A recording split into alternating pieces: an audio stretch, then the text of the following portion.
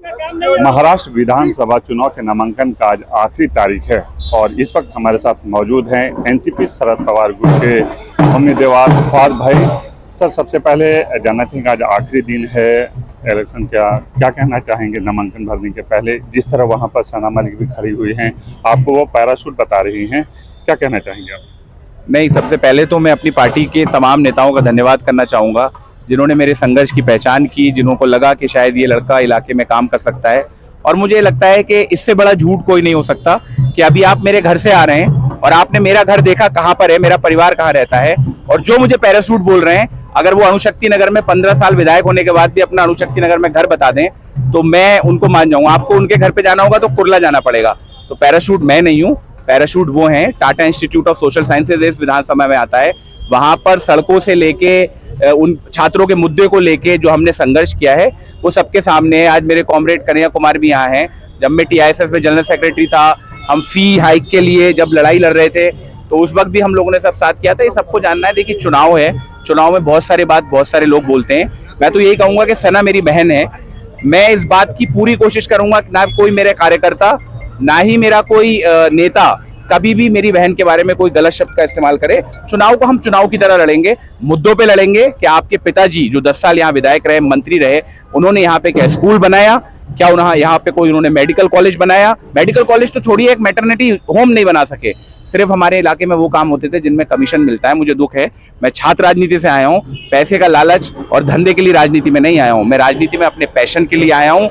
आज इस देश के अंदर जो संविधान है उसको जो खतरे में डाला है, बाबा साहब अम्बेडकर, छत्रपति शिवाजी महाराज की जो अस्मिता है, आज जो उसको खतरे में डाला है, हम लोग वही विचारधारा के लोग हैं जो चुनावी राजनीति में नहीं थे तब भी उसके लिए लड़ रहे थे और चुनावी राजनीति में आ गए तब भी उसके लिए लड़ेंगे। डेवलपमेंट का क्या क्या मुद्दा होगा? क्योंकि खासकर अगर हम इलाके की बात करें तो वो ड्रग्स को लेकर के काफी वो एरिया माना जाता है। हालांकि पुलिस लगातार इस पर कार्रवाई करती है, आप अगर जीत कर आते हैं, इसे रोकने के लिए लोगों को जागरूक करने के लिए क्या कदम उठाएंगे? मैं आपको डेवलपमेंट के मुद्दे की तो ये बात बताऊं कि मैं जब अपने यहाँ पे पाइलीपाड़ा हुआ या फिर हमारा भारत नगर हुआ, उस भारत नगर में आज भी पानी की व्यवस्था नहीं है। लोगों पे पीने का पानी नहीं है। ये हाल किया है हमारे 10 साल के विधायक और 7-8 साल के मंत्री साहब ने। आज आप चलिए मेरे साथ, मैं आपको लेके चलता हूँ। पहाड़ी पे चढ़ेंगे आप, आपकी सांसें फूल जाएंगी। उनके यहाँ पे पानी नहीं है। वो नीचे से मेरी माएँ, कुछ दिन पहले जब मैं वहाँ गया, मेरी एक बहन थी, वो प्रेग्नेंट थी और वो सीढ़ियों पे चढ़ रही थी, सीढ़ियां टूटे हुई थी। मुझे अभी भी याद है, मेरे रोंगटे खड़े हो गए थे। मैंने वो वहां सीढ़ियां बनवा के दी VMC अधिकारियों से।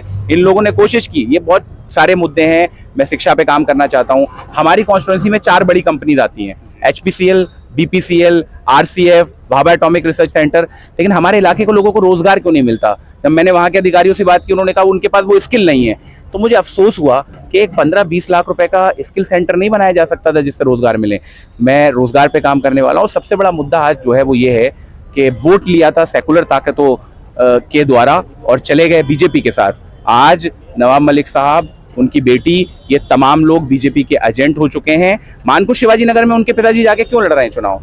उसका यही कारण है ना कि किसी भी तरह से महाविकास आघाड़ी जो महाराष्ट्र की अस्मिता की लड़ाई लड़ रही है, जो छत्रपति शिवाजी महाराज की महाराष्ट्र की लड़ाई लड़ रही है, उसकी लड़ाई को मजबूत करने के लिए मैं अपनी उम्मीदवारी आप लोगों के बीच में लेके आया हूँ। इस वक्त हमारे साथ कन्हैया कुमार भी हैं, इनसे भी जानने की कोशिश करते हैं, क्योंकि ये कन्हैया कुमार खुद आज यूथ के एक आइकन बने हुए हैं। इनसे जानने की कोशिश करते हैं। सर, सबसे पहले ये बताएंगे कि महाराष्ट्र में कांग्रेस जिस तरह साथ में लड़ रही है, कांग्रेस किस तरह इन लोगों को सपोर्ट करके जो मुद्दा है अंदर का वो से निकालकर लोगों के डेवलपमेंट में काम करेगी? देखिए, सीधी बात यह है कि महाराष्ट्र में इस बार सिर्फ विधानसभा का चुनाव नहीं हो रहा है।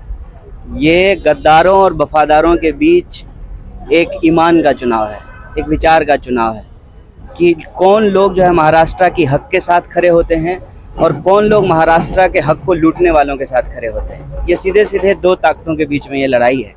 महाविकास आघाड़ी का चुनाव महाराष्ट्र के लोग लड़ रहे हैं क्योंकि ये उनकी अस्मिता का चुनाव है। ये साहू, फुले, अम्बेडकर, उनके जो है विचारों को बचाने का चुनाव है।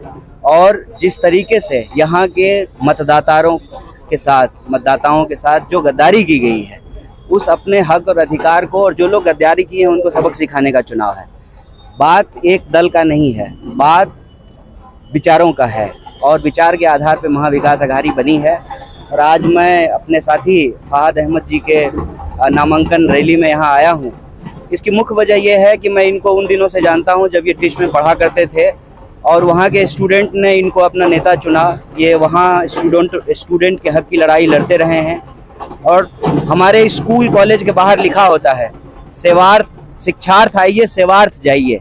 तो जो हमने शिक्षा ग्रहण की है उसको लेकर के समाज में आए हैं और हमको पूरा भरोसा है कि अनुशक्ति नगर के लोग जो पॉजिटिव लोग हैं, जो महाराष्ट्र की अस्मिता में भरोसा करने वाले लोग हैं, जिनको लगता है कि नफरत को हराने की ज़रूरत है, मोहब्बत को जिताने की ज़रूरत है और इस इलाके में रहने वाले जो लोग हैं उनके जो मुद्दे हैं, न्याय है, विकास है, वैसे जो लोग हैं वो स्वाभाविक रूप से जो है फहद भाई के साथ होंगे, महाविकास अघाड़ी के साथ होंगे और हम सभी लोग एकजुट होकर के एकमत होकर के चुनाव लड़ेंगे। और इसमें कांग्रेस, एनसीपी, और ये मत कहा कीजिए कि एनसीपी शरद पवार गुट, ये मत कहा कीजिए, बोला कीजिए एनसीपी ओरिजिनल और एनसीपी डुप्लीकेट।